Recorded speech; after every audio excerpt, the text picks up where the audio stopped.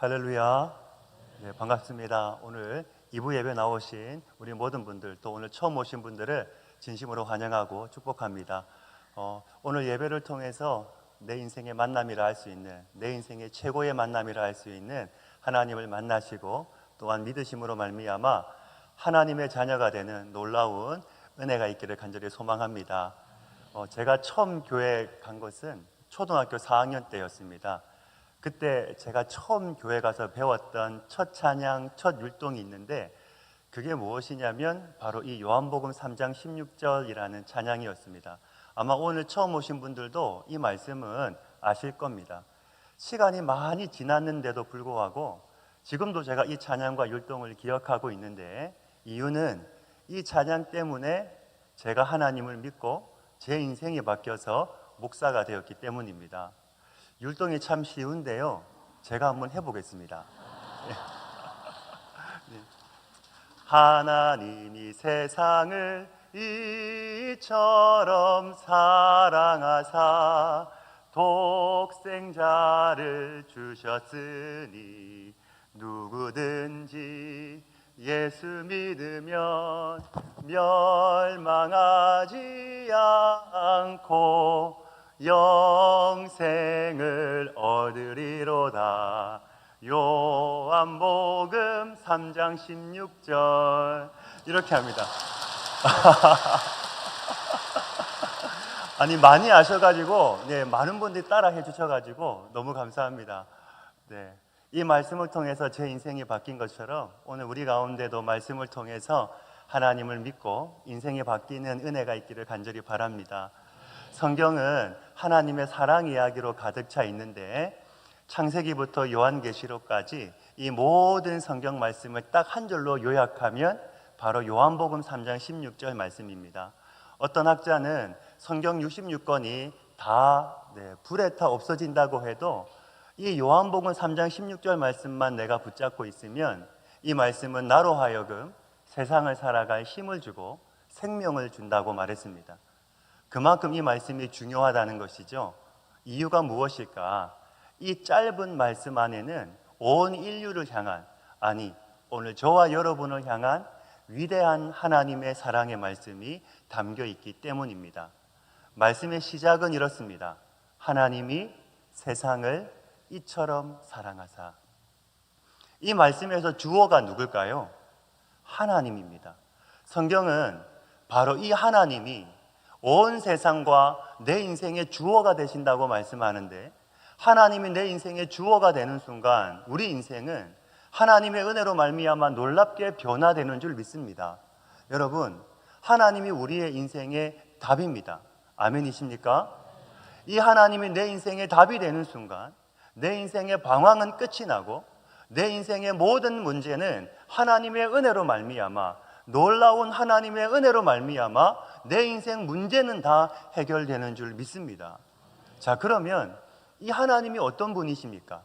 성경은 분명하게 하나님을 소개하는데 이 세상 만물을 창조하신 하나님, 즉 전능하신 하나님, 전지하신 하나님, 이 세상을 주관하시고 섭리하시는 하나님, 은혜와 사랑이 풍성하신 하나님이라고 말씀합니다. 이 하나님이 누구를 사랑하셨습니까?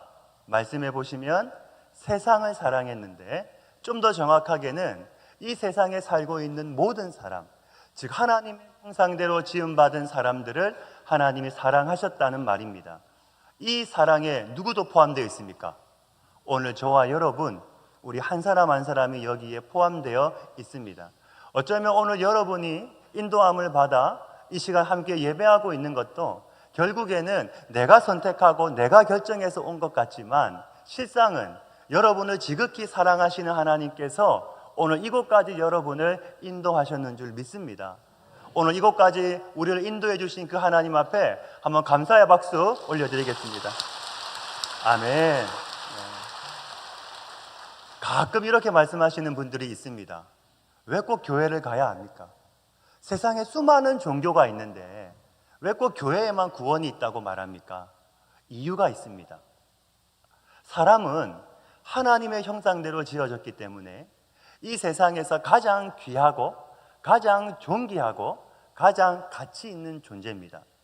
하나님의 형상대로 지어졌다는 것을 시편 8편은 이렇게 설명합니다. 우리 시편 8편 5절 말씀 함께 한번 읽겠습니다. 시작. 그를 하나님보다 조금 못하게 하시고 영화와 존귀로 관을 씌우셨나이다. 아멘. 우리가 어떤 존재입니까? 하나님보다 조금 못하게 하시고, 하나님이 어떤 분이세요? 이 세상 만물을 창조하신 하나님, 전능하신 하나님, 전지하신 하나님인데 이 하나님보다 조금 못하게 하시고 영화와 존귀로 관을 씌우셨다. 이 말은 하나님이 우리를 하나님의 걸작품으로, 하나님의 명품으로 만드셨다는 겁니다. 예를 들어 제가 시계가 있는데 이 시계가 10,000원이라고 하면 이 시계를 고치려면 아무 곳이나 가면 됩니다. 왜냐하면 가치가 10,000원이니까요. 하지만 명품은 어디서 고칩니까? 그것을 만든 곳에 가야지만 안전하게 고칠 수 있습니다. 이처럼 하나님의 형상대로 지음받은 사람도, 하나님의 명품인 사람도 이 험한 세상을 살면서 고칠 때가 많은데 결국에는 누가 고칠 수 있습니까? 내가 고칠 수 있습니까? 병원이 고칠 수 있습니까? 학교가 고칠 수 있습니까? 아닙니다. 물론 일부는 고칠 수 있습니다. 하지만 나를 아시고 나를 완벽하게 고칠 수 있는 분은 나도 아니고 병원도 아니고 학교도 아니고 세상의 종교도 아니라 나를 만드시고 나를 창조하신 내 인생의 주어가 되시는 하나님 한 분밖에는 없는 줄로 믿습니다.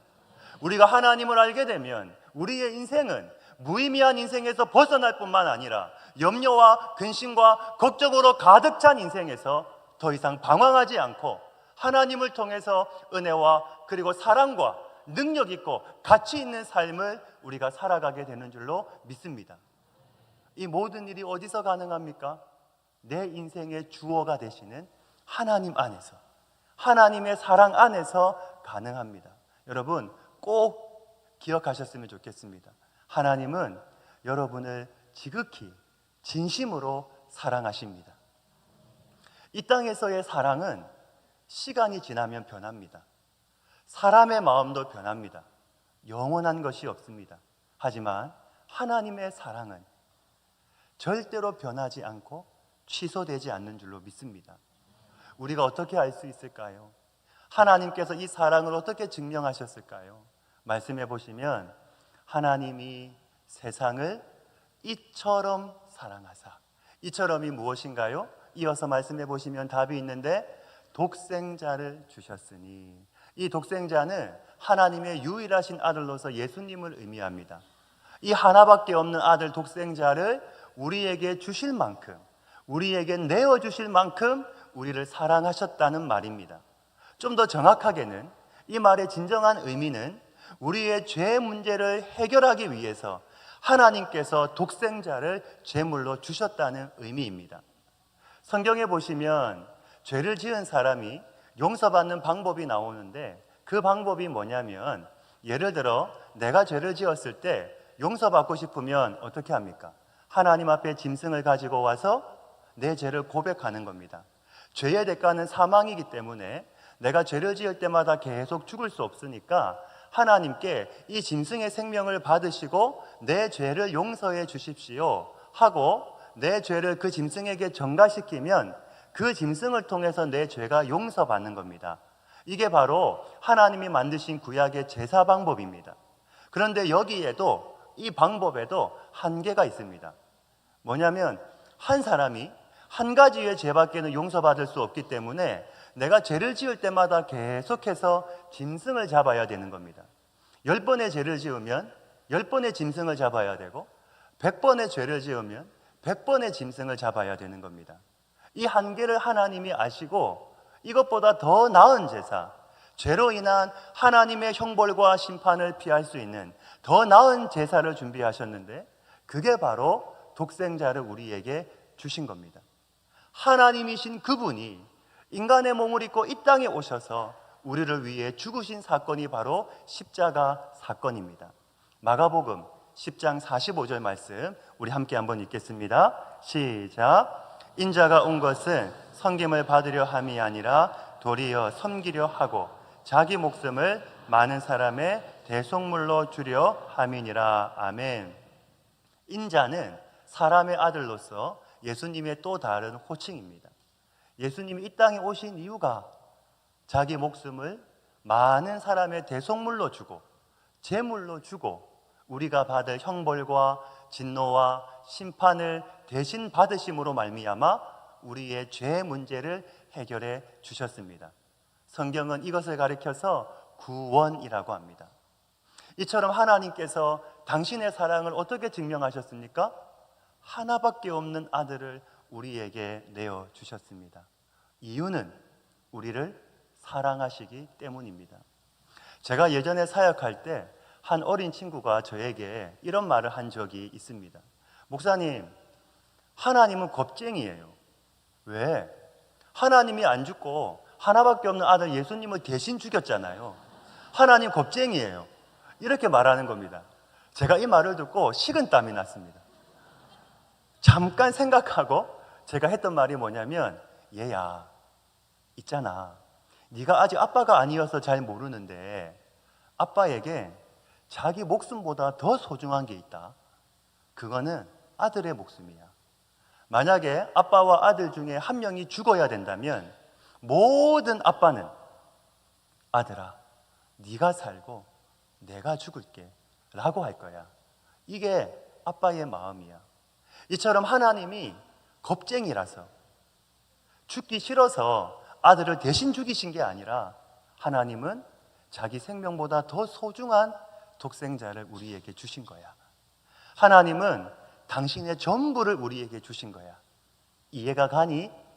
얘가 하면서 갔습니다. 제가 볼 때 이해를 못했습니다. 여러분, 하나님에게 가장 소중한 게 뭘까요? 금일까요? 온 세상 만물일까요? 독생자 아닙니까? 하나밖에 없는 그 아들 아니겠습니까? 한 신학자가 자신의 친구에게 이런 질문을 했습니다. 만약에 이 세상에 나 혼자만 있어도 하나님이 독생자를 주셨을까? 나를 위해 예수님을 보내셨을까? 정답이 뭘까요? 한번 답해 보시겠습니까? 정답은 네, 그렇다입니다. 이 말을 한 뒤에 그는 한없이 울기 시작했습니다. 세상에 내가 뭐라고? 어떻게 나 같은 사람을 위해 하나님이 하나밖에 없는 당신의 독생자를 주실 수 있단 말인가? 어떻게 나를 위해 그 아들을 십자가에 죽일 수 있단 말인가? 원래 하나님은 그런 분인가? 내가 그만큼 가치 있는 존재인가? 네, 그렇습니다. 우리는 하나님께 그만큼 가치 있는 존재입니다. 혹시 오늘 이곳에 인생의 어두운 밤을 지나고 계신 분이 있습니까? 사람에 대한 절망과 상처 가운데 계신 분이 있습니까? 내가 왜 사는지 삶의 이유와 목적을 잃어버린 분이 있습니까? 나는 누구에게도 사랑받지 못하는 존재라고 생각하는 분이 있습니까? 오늘 여기에 위대한 하나님의 사랑이 있습니다. 내가 인생의 어두운 밤 가운데 있을지라도, 내가 절망 가운데 깊은 상처 가운데 있을지라도, 이 세상에 여러분 혼자만 있어도, 혼자만 존재해도, 아무도 없고 여러분만 있어도 하나님은 똑같이 여러분을 위해 하나밖에 없는 그 독생자를 아낌없이 주셨을 겁니다. 이유는 우리를 사랑하시기 때문입니다. 하나님보다, 그 독생자보다, 그 하나밖에 없는 아들보다 더 소중하고 더 가치 있는 존재가 바로 여러분이기 때문입니다. 이 사실을 마음으로 믿는 우리 모두가 되기를 간절히 소망합니다. 이어서 말씀해 보시면 독생자를 주신 이유가 나오는데, 그 이유가 무엇이냐면 말씀에 이는 그를 믿는 자마다 뭐하지 않고 멸망하지 않고 영생을 얻게 하려 하심이라 말씀합니다. 여러분, 하나님은 우리를 너무나 사랑하십니다. 독생자를 주실 만큼 사랑하십니다. 아멘이십니까? 그런데 우리에게 한 가지 치명적인 문제가 있습니다. 바로 우리가 죄인이라는 사실입니다.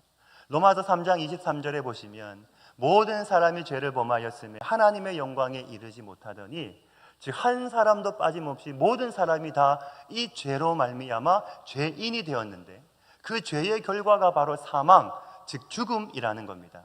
그런데 문제는 뭐냐면 이 죽음이 끝이 아니라 이후에는 심판이 있다고 말씀합니다. 그 심판의 결과로 말미암아 우리의 인생은 죽음 다음에 죽음이 준비되어 있는데 성경은 이것을 둘째 사망이라고 말씀합니다. 요한계시록 21장 8절 말씀에 보시면 모든 자들은 불과 유황으로 타는 못에 던져지리니 이것이 둘째 사망이라. 성경은 분명하게 말씀합니다. 분명하게 강조합니다. 그냥 죽는 것이 아니라, 죽으면 다 끝나는 것이 아니라, 다 사라지는 것이 아니라 죽음 다음에 죽음, 하나님의 심판을 통해 영원한 지옥에 던지움을 받는 멸망이 우리에게 있다는 겁니다. 하나님이 우리에게 독생자를 주신 이유가 바로 이겁니다. 하나님은 우리 모두가 멸망당하는 것을 원치 않으십니다. 오늘 이곳에 많은 분들이 오셨는데 우리가 여러분을 초청해서 함께 예배하는 이유가 무엇입니까? 우리가 여러분을 섬기는 이유가 무엇입니까? 이유는 하나입니다.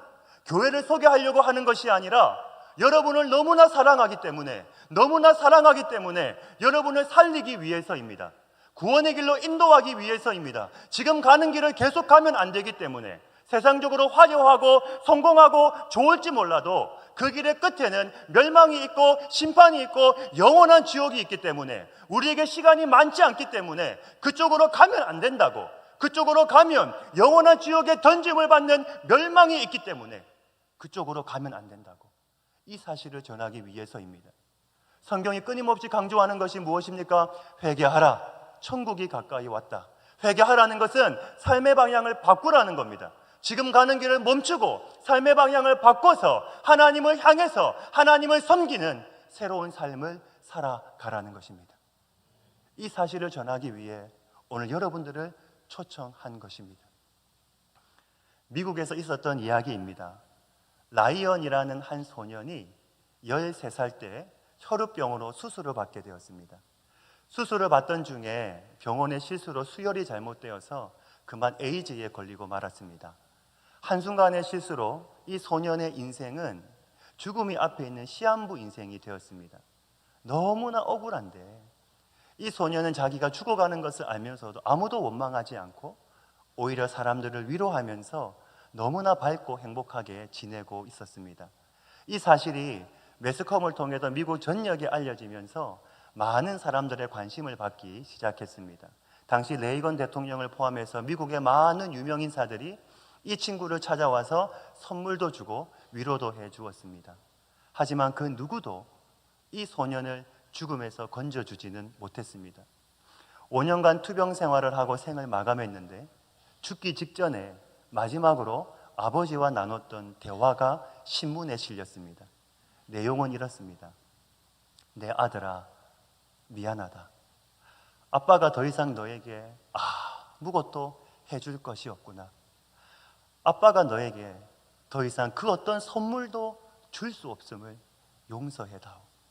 아빠가 미안하다. 정말 미안하다. 이어서 아들이 아빠 아니에요. 전 지금까지 많은 선물을 받았지만 아무도 아빠 같은 선물을 저에게 준 사람은 없었어요. 아빠는 저에게 지금 죽어도 천국에 갈 수 있는 영생을 선물로 주셨잖아요. 저에게 이보다 더 위대한 선물은 없을 거예요. 아빠는 저에게 최고의 선물을 준 사람이에요. 여러분, 오늘 우리가 여러분에게 주고자 하는 선물은 이 세상의 선물이 아닙니다. 이 영생을 선물로 주기를 원합니다. 또한 하나님도 이 영생을 우리에게 선물로 주기를 원하십니다. 이 영생은 육체적인 생명을 말하는 것이 아닙니다.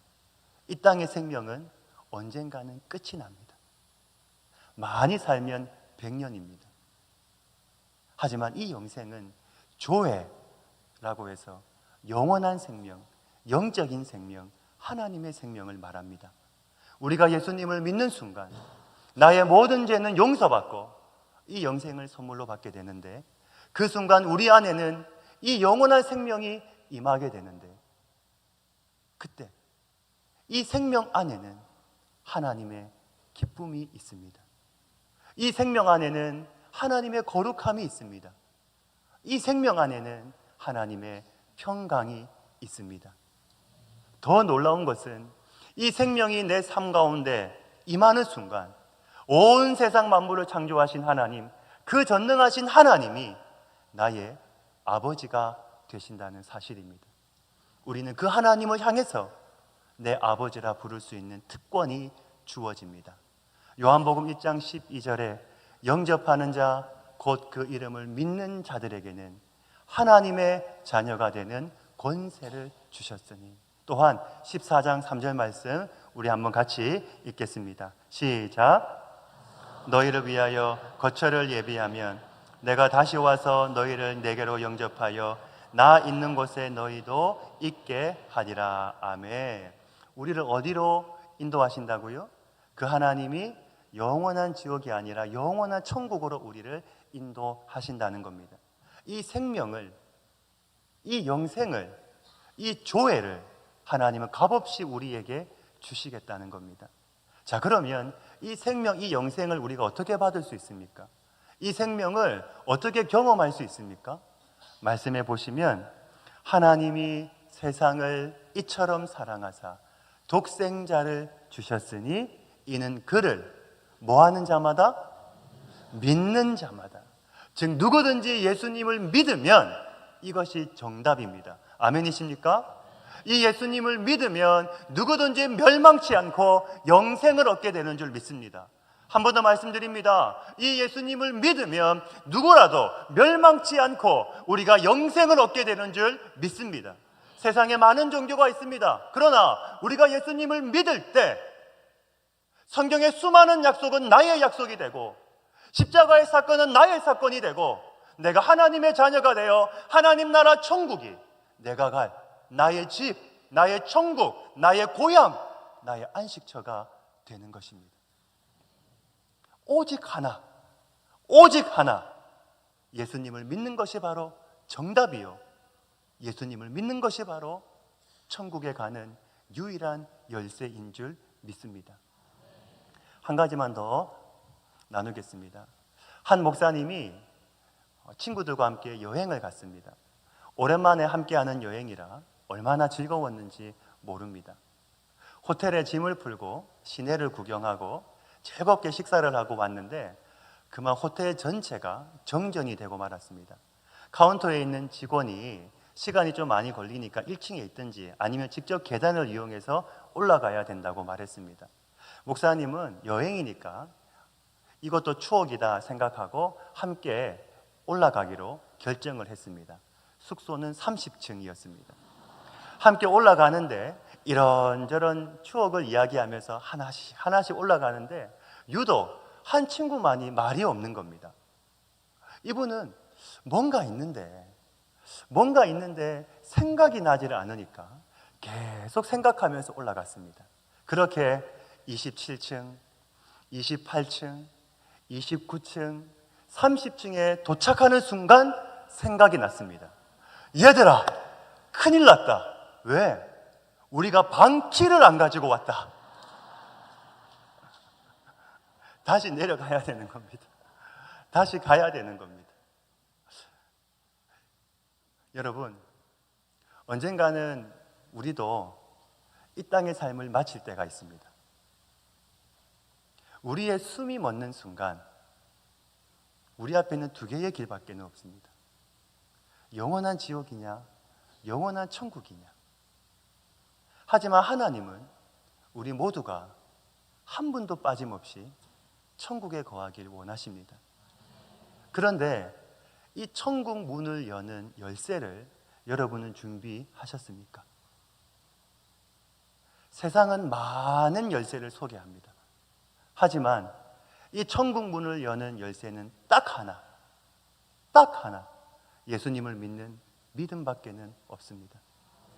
요한복음 14장 6절에 예수님이 말씀하셨습니다. 내가 곧 길이요 진리요 생명이니 나로 말미암지 않고는 아버지께로 올 자가 없느니라. 나로 말미암지 않고는 아버지께로 올 자가 없느니라 말씀하셨습니다. 오직 예수님만이, 예수님을 믿는 것만이 유일하게 천국에 갈 수 있는 유일한 길이요, 유일한 진리요, 유일한 생명이라는 것입니다. 우리가 예수님을 믿을 때 이 천국이 나의 소유가 되는 것입니다. 오늘 하나님은 이 놀라운 사실을 오늘 말씀을 통해서 우리에게 전해주고 있는 것입니다.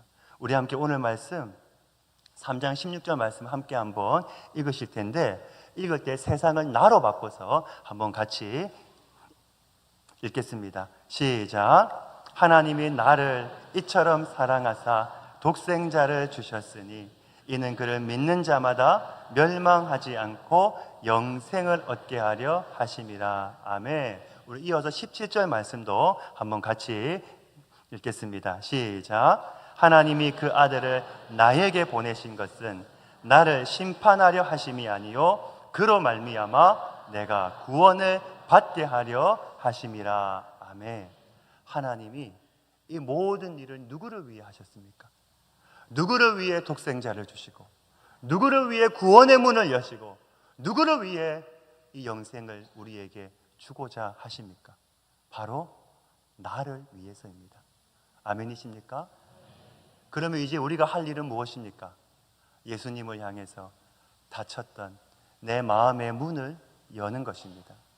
요한계시록 3장 20절 말씀인데 우리 한 번만 더 같이 읽겠습니다. 시작. 볼지어다 내가 문 밖에 서서 두드리노니 누구든지 내 음성을 듣고 문을 열면 내가 그에게로 들어가 그와 더불어 먹고 그는 나와 더불어 먹으리라. 아멘. 내가 마음의 문을 열고 예수님을 내 마음에 모시면 그 순간에 내 안에 하나님의 놀라운 생명과 그 기쁨과 그 은혜가 내 삶에 주어지게 될 뿐만 아니라 그분이 내 삶의 구주가 되고 주인이 되어서 이 땅의 삶과 함께 나의 영원한 삶을 하나님이 인도해 주신다는 겁니다.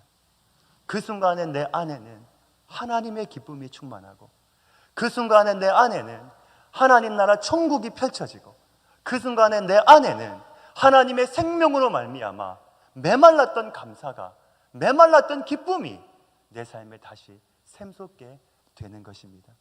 이 놀라운 삶을 한번 경험해 보시지 않으시겠습니까?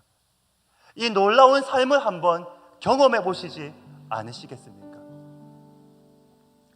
다음에 하지 뭐, 다음에도 기회가 있겠지. 아닙니다. 내일은 우리의 시간이 아닙니다. 장담할 수 없습니다. 오늘 이 시간 결단하셔서 예수님을 영접하심으로 말미암아 하나님의 자녀가 되는 복된 삶을 살아가시는 우리 모든 분들 다 되시기를 간절히 소망합니다. 이 시간 여러분을 초청합니다. 온 우주 만물을 창조하신 하나님께서 이 시간 여러분을 하나님 앞으로 초청하십니다.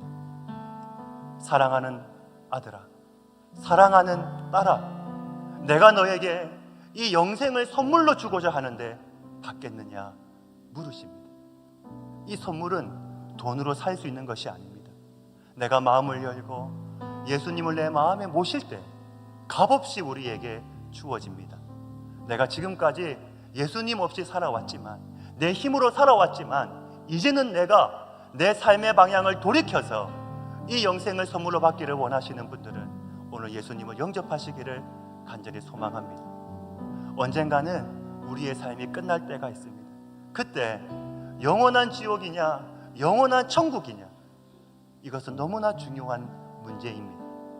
오직 예수님을 마음으로 모시고 믿는 사람은 이 천국의 열쇠를 소유했기 때문에 죽음을 넘어 천국에 거할 수 있습니다.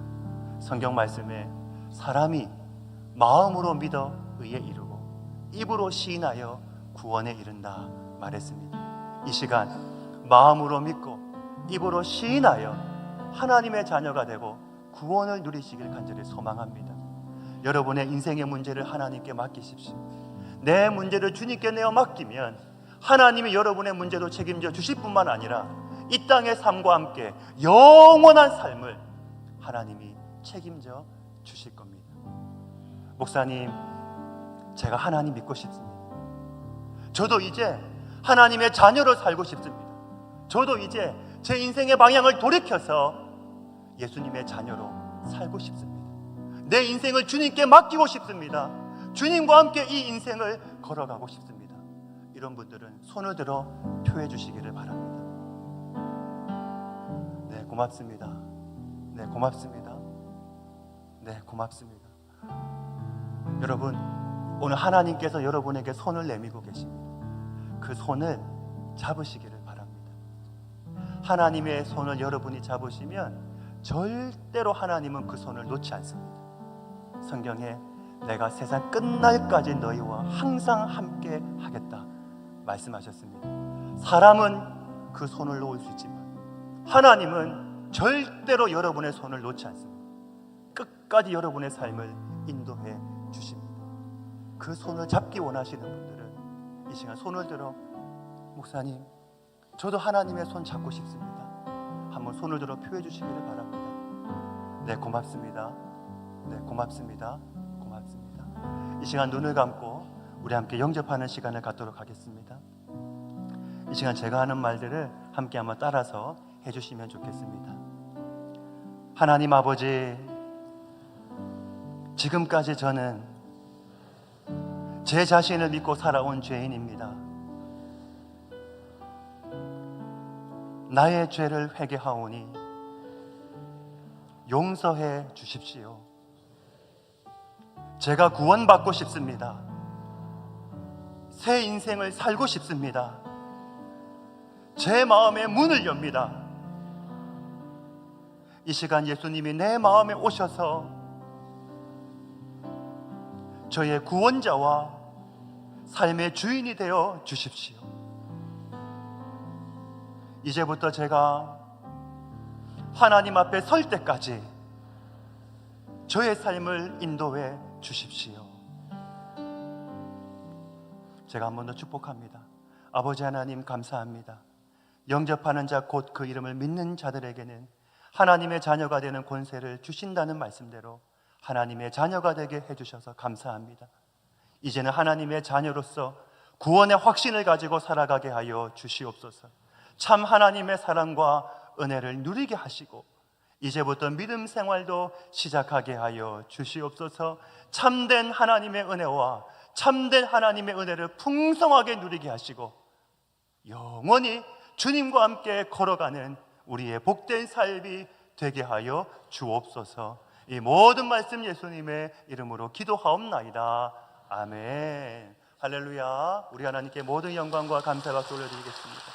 아멘.